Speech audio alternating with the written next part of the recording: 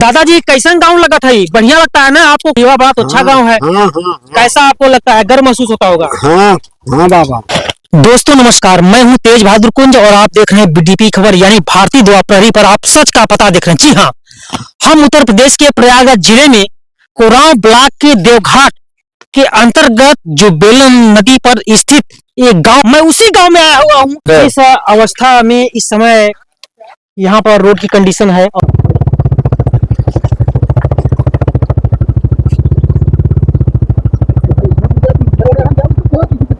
वो गाड़ी अपन संभाल लें। कुल करके आप सरकार से क्या गुजारिश करना चाहेंगे? सरकार से यही गुजारिश को नया पर्यटक बने यहाँ पे, और क्या।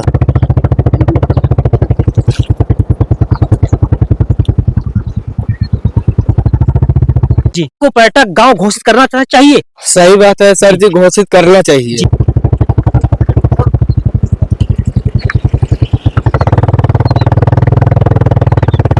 भैया, इस कोल्डीवा गांव को क्या पर्यटक गांव घोषित करना चाहिए? बिल्कुल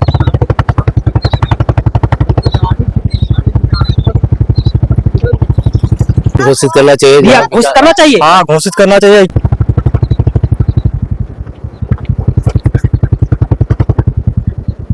क्योंकि यहाँ की जो आते हैं हमारे पर्यटक आएंगे तो हमारे यहाँ की जो जनता है, यहाँ इस गांव की, इस मतलब दक्षिणांचल की जो जनता है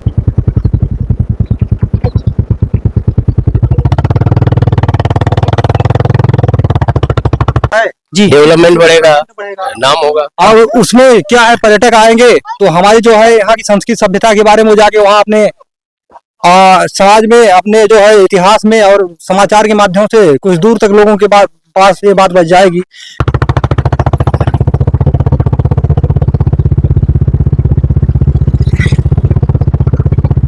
कि यहाँ की जो है प्राचीन सभ्यता में जो इसका नाम वर्णित है जी, तो धान की भूसी के अवशेष भी मिले हैं, उसके साथ सबसे बड़ी मानव की हड्डियों के अवशेष भी मिले हैं। मानव और हड्डियों के अवशेष भी मिले हैं यहाँ। हड्डियों के अवशेष के साथ यहाँ मृतभांड भी मिले हैं। उस समय मतलब जब हमारा जो समाज अस्त व्यस्त था,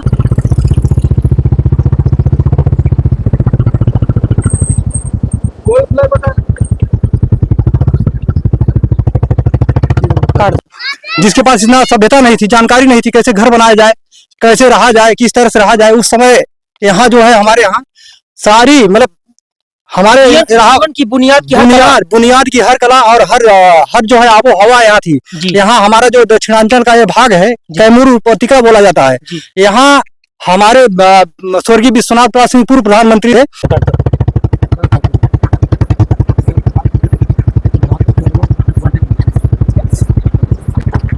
और वो यहाँ के यही से उत्पन्न हुए हैं, प्रधानमंत्री थे। और उनका ये जो है एक तरह से हृदय बोला जाता है, दक्षिणांचल का वो हृदय के इलाके के थे। और उन्होंने उनके द्वारा यहाँ का जो है विकास जुड़ा है। और इस क्षेत्र में जो आने से हमारे क्षेत्र का जो विकास है वो भी बढ़ना चाहिए।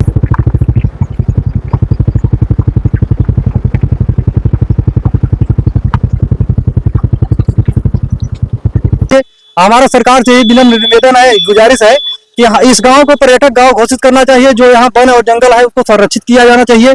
और यहाँ जो है हमारे वातावरण के तहत जो है जंगली जानवरों के मतलब जो है रहन सहन का जो है प्रबंध किया जाए। और यहाँ विकास की कुछ धाराओं को यहाँ प्रवाहित करना चाहिए गवर्नमेंट को।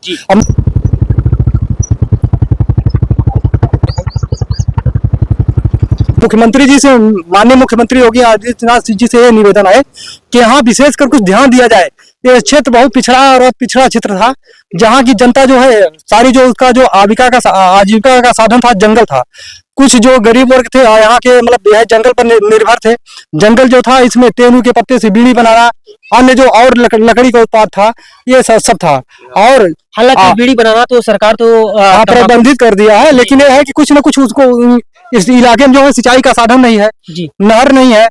इसके बारे में कुछ न कुछ कहना है, क्योंकि ज्यादातर ग्रामीण जो है वो किसानी पर निर्भर होते हैं। भारत की असली आत्मा जो गांव में निवास करती है, महात्मा गांधी जी का एक वाक्य था कि हमारे देश की असली आत्मा जो है गांव में निवास करती है। तो जब गांव में निवास करती है, गांव को छोड़कर आदमी शहर पर डेवलपमेंट कर रहे हैं, तो हमारे जो है अधिकारी, आला अधिकारी, डीएम हो या मुख्यमंत्री जी हो, तो कम से कम यहाँ की जनता और यहाँ के इस क्षेत्र के बारे में उनको संज्ञान में लेना चाहिए। और इस मामले को जो है अपने ऊपर तक पहुंचा के इस संरक्षित क्षेत्र को जो है उसके अपने कब्जे में लेकर उसे यहाँ की विकास की धाराओं को कुछ न कुछ इसमें प्रबंध करके जोड़ा जाए। संविधान में कुछ न कुछ संशोधन भी करना चाहिए। जी जी। यहाँ नदियों, बेलन नदी जो है हमारी सभ्यता की जो है आत्मा है जी। हाँ। अब यहाँ इसके बाद भी अभी खुदाई हुई थी कुछ समय पहले कपासी गांव, कपासी यहाँ उस पार में है जी। कपासी गांव में भी हुई थी, वहां भी कुछ मिले थे जी। भारतीय पुरातत्व के अवशेष जी। और सुविधाएं। और इसके बाद बड़ोखर क्षेत्र का जो बड़ोखर क्षेत्र वाला जो हमारा कैमूर उपत्यका है उसके अगल बगल भी खुदाई के कुछ अवशेष मिले हैं। उसमें बौद्धकालीन कुछ स्तूप और कुछ पिलर वगैरह मिले हैं और तमाम कुछ अवशेष मिले हैं। तो ये तो इतना महत्वपूर्ण है, इतना सौभाग्य है इस इलाके का कि जो कि उस समय की जनता जो है किस तरह से यहाँ जीवन यापन कर रही थी जंगलों में, और जंगलों में रहने के बावजूद उनको धान की भूसी मिलना एक बहुत बड़ी उपलब्धि है जी।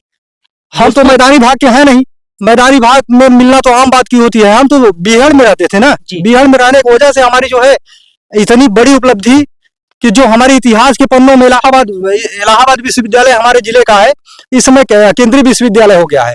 तो वहाँ के जो शोधार्थी होते हैं उनको, जो नए नए शोधार्थी आते हैं तो उनको ये जानने की लालसा होती है कोल्डिवा कहाँ है, किस क्षेत्र में है, वहाँ चल के देखा जाए किस तरह से वहाँ धान की भूसी मिली थी और वहाँ की आम जनता किस तरह से है जी। उनसे मिलकर उसके बारे में हम कुछ न कुछ जानने की कोशिश करेंगे। तो हमारे इलाहाबाद यूनिवर्सिटी के जो मतलब अधिकारी हैं जी, इस विभाग के पुरातत्व विभाग के जो अधिकारी हैं उनको भी कुछ न कुछ करना चाहिए इस क्षेत्र के बारे में। विशेषकर कुछ न कुछ उनको अन्वेषण करते रहना चाहिए। कोई अभी तो धान की भूसी और पहले है, लेकिन इस समय अभी खुदाई करने में कुछ और अवशेष मिलते हैं जी। तो कुछ न कुछ उनको यहाँ के बारे में करना चाहिए जी। विशेषकर मैं मतलब ये कहना चाहता हूँ कि यहाँ की जनता को विकास का कुछ न कुछ तोहफा मुख्यमंत्री की तरफ मिलना चाहिए जी। बहुत शानदार, बहुत शानदार। दोस्तों, भाई साहब हैं जो अपनी बातों को मुख्यमंत्री के सामने और देश के सामने रखे हुए हैं कि इस गांव को पर्यटक गांव घोषित किया जाए, क्योंकि इस गांव को देखने के लिए न केवल भारतीय शोधार्थी बल्कि विदेश के शोधार्थी भी इस भारतीय भूमि पर आना चाहते हैं और इस कोल्डिवा से तमाम प्रकार के ज्ञान को वह समेट कर अपने देश ले जाकर के वह एक नई इबारत लिखना चाहते हैं।